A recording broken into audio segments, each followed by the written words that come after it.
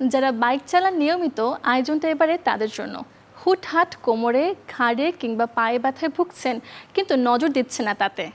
আসলে এই সমস্যাটা হচ্ছে আপনার নিজেরই খামখেয়ালিপনায়। দীর্ঘ সময় বসে থাকা আর শখের বশে নিজের জন্য অনুপযোগী বাইক নির্বাচনেই মারাত্মক ক্ষতিতে পড়ছেন আপনি। ছোট্ট একটা জীবন, যেখানে তীক্ষ্ণ চোখে তাকিয়ে শত ব্যস্ততা। একটু হেলায় ফেলায় ছাড়িয়ে যাচ্ছে নির্ধারিত কত কাজ। কখনো বা হেরে যেতে হচ্ছে প্রতিযোগিতায়। উদ্বেগ, উৎকণ্ঠা নিয়ে তাই ছুটতে হচ্ছে এক প্রান্ত থেকে অন্য প্রান্তে। ছুটে যাওয়ার যে মিছিলে অনেকেই এখন সঙ্গী করেছেন মোটরসাইকেল। তবে এই যে যুদ্ধে যাওয়ার মতো তাড়ায় অংশ নিয়ে নিজের খেয়াল করতে ভুলে গেছেন অনেক রাইডার। ফলাফলে মিলছে নানা অসুস্থতা। বিশেষ করে ব্যথাজনিত সমস্যা চেপে বসেছে হাত, ঘাড়, পিঠ কিংবা কোমরে। যদিও মোটরবাইক চালাতে গিয়ে শরীরে সৃষ্ট ব্যাক পেইনের সমস্যায় অধিকাংশ ক্ষেত্রে রাইডারদের দায়ী করছেন চিকিৎসকরা।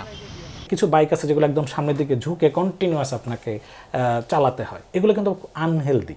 যেগুলোতে আসলে স্ট্রেট বাইক, যেটা আপনার কোমর বা প্রেশার কম পড়ে, সেক্ষেত্রে আপনি ওই বাইকগুলো, অনেক পেশেন্ট আছে আমাদের, আমি বলি যে আপনি বাইকটাকে আপাতত অফ করেন, কারণ আমার কাছে মনে হচ্ছে তারা এটা ব্যথা বাড়িয়ে দিত। অনেকে আবার বিরতি ছাড়াই বাইক চালান মাইলের পর মাইল, যেখানে শরীর সুযোগ পায় না বিশ্রামের। কিন্তু দীর্ঘ সময় বসা, কাজের ফাঁকেও করা যায় ব্যায়াম। কাজের ফাঁকে ফাঁকে ব্রেক নেবেন, এতে কিছু হয় না। আপনি মনে করছেন যে আমি না করলেও তো হয়, কিন্তু না করাটুকুর কারণে আপনার 5 মিনিট কনসাসনেসের কারণে ব্যথাটা তো দীর্ঘমেয়াদী হতে পারে। কিছু পজিশন আছে, কিছু ধরেন এসএলআর এক্সারসাইজ বলি, তারপরে হচ্ছে ব্যাকের এক্সটেনশন এক্সারসাইজ। আমি কিছু জিনিস আপনাকে বললাম, এগুলো আপনারা যারা প্রশিক্ষিত, যারা ফিজিওথেরাপিস্ট এবং আপনার সংস্থার পাশের যে চিকিৎসক, তাদের সহযোগিতা নিয়ে আপনারা এগুলো নিয়মিতভাবে, কিছু না, জাস্ট 10 মিনিট করে যদি আপনি সময় দেন, আমার মনে হয় যে আপনার ছোটোখাটো কোমর ব্যথাগুলো ওগুলো এমনিতেই ভালো হয়ে যেতে পারে। মুঠো মুঠো ওষুধে নয়, বাইকারদের সুস্থতার ক্ষেত্রে সঠিক বাইক নির্বাচন, বসার অভ্যাস ভূমিকা রাখে অনেকটাই, এমন মত বিশেষজ্ঞদের।